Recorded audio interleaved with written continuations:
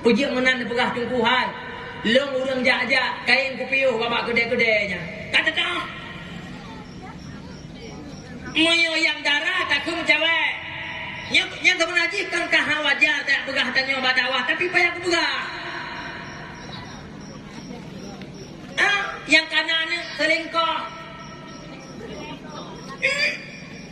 Ai. Alah.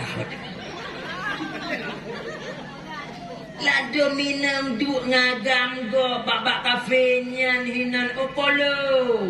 Yang macam tatro murinang babak ser. Arah kate palis.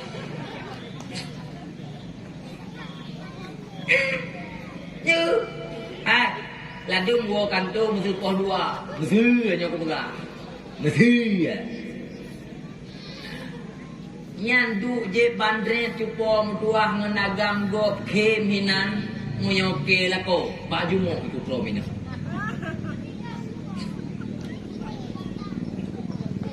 Kecak aku pegangnya.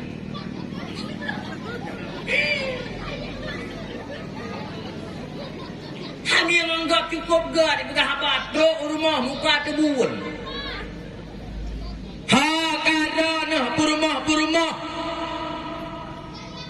Lakon yang jid retu di rumah be. Tapi hana rita Allah kedan wahai purumah.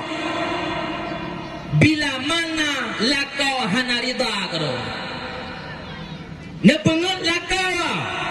Nya dua bah menempat dosa. Yang pertama berdosa dengan Allah, yang kedua murka dengan lakau. Pejiat ku pegah laginya. Uranyo tayak jaga urang yang di luar. Pakiban tak jaga, hana cerita tak jaga, tanyo di rumah di luar. Begitu pula sebalik daripadanya. Makanya yang jaga katanya uranyo dalam pergaulan adalah iman. God iman, makanya God pergaulan. Busuk iman, makanya rela pergaulan. Ni dengar matang mi. Nyo yang lu pegah nyo mi bahagian daripada akhlak.